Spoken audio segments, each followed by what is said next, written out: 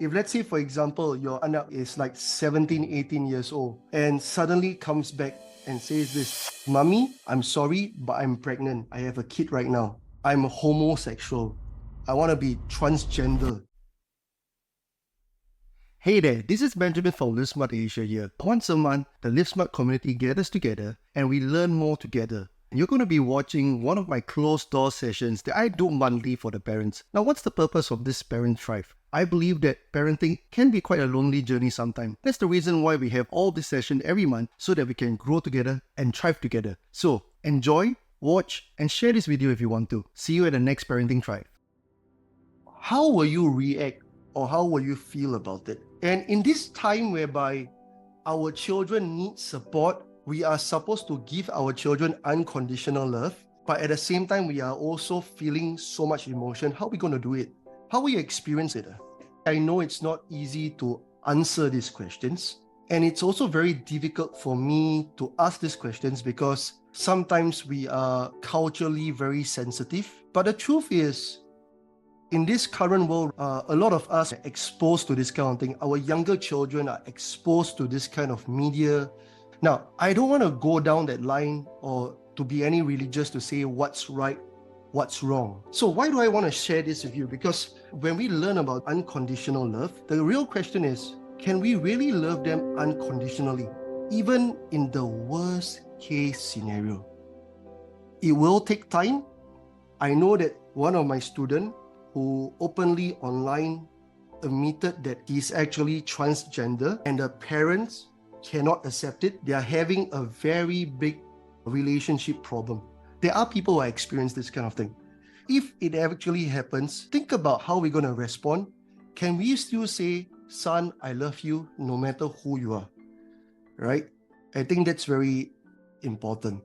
If the son suddenly loses the support, the whole thing just goes away very badly. Parents' love is of course also selfless. When you have children, you are now caring for someone else. I think you experienced that the day your children was born. I always say having a children is a life sentence. The moment the doctor gives you the baby, your life changes. It can also teach how to care for someone, and I think that's very important. Most of the emotion comes from our brain. We are programmed to adapt, and when we have children, our brain adapts. These are parenting instincts. We help our children. We care a lot more for them. Emotional regulation. Children develop their own skills by observing parents' emotional regulation behaviors and modeling them. Children with accepting and loving parents tend to have better emotional regulation. And of course, mental health. Children who are feeling more rejected are likely to develop depression, substance abuse, taking drugs, and mentally related issues because sometimes they don't have people to turn to, they don't feel that kind of love, and then when they experience the high elsewhere, they like to experience the same high to escape from that. What can affect parental love? So like I mentioned just now, parental characteristics. Studies have shown that prenatal love tends to be better if the mother is more extrovert, conscientious, and agreeable. When you are listening more to your children, it's a lot better. When you agree with your children more, it's also better. But of course, we cannot agree for the sake of agreeing. But parents, can I teach you a technique? Sometimes we can agree with them and then give suggestion. Okay, so for example, if we disagree, we cannot say no straight away. We should listen and then go, yes, that's a good idea. How about my suggestion as well? So we can agree first and then share something to make them feel there's more agreement than disagreement. How about next time you do this? Instead of saying, no, you should not do this, you should do this else. So you gotta learn how to disagree with agreeing.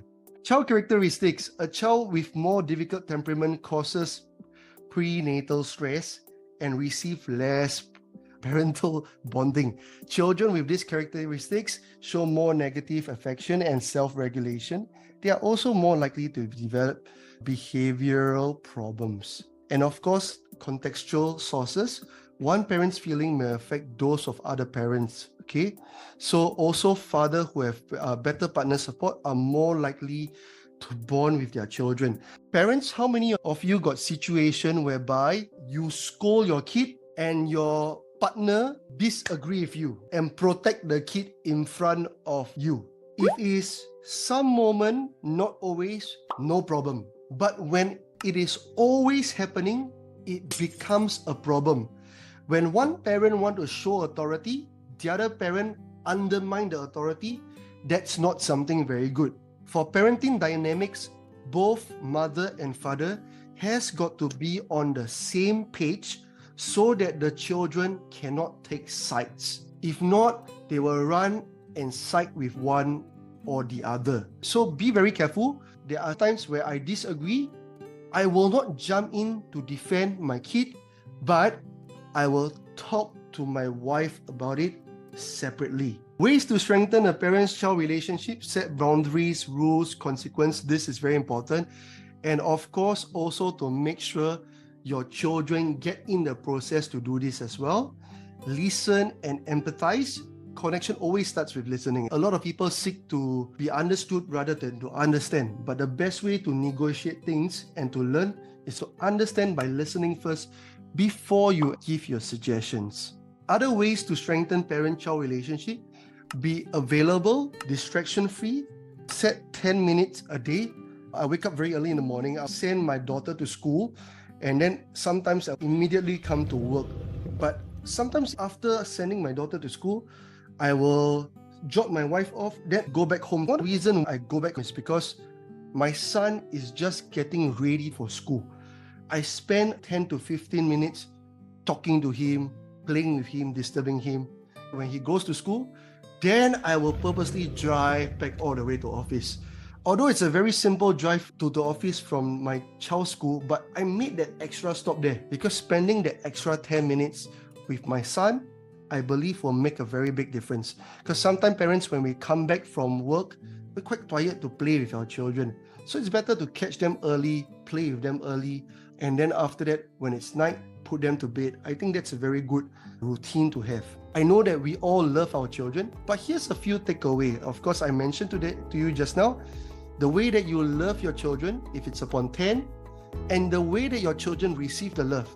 You say it's only 7, then what's that difference over there? That you got to fine tune, you got to strengthen so that your children can feel the love that you give. And of course, along the way, when we talk about all of this unconditional love, can we really love our children unconditionally? The tough questions are always things like the pregnancy question, the homophobia question, and sometimes there are extreme questions like, if your child committed a crime, what are we going to do about it? We got to ask ourselves, can we still love them unconditionally? And if the answer is yes, we still love them unconditionally, then how are we going to support them through the tough times? Because if the answer is no, then it's going to be very difficult. We cannot continue the conversation. But if the answer is yes, then through your children's tough time and your family tough times, how are you going to do that?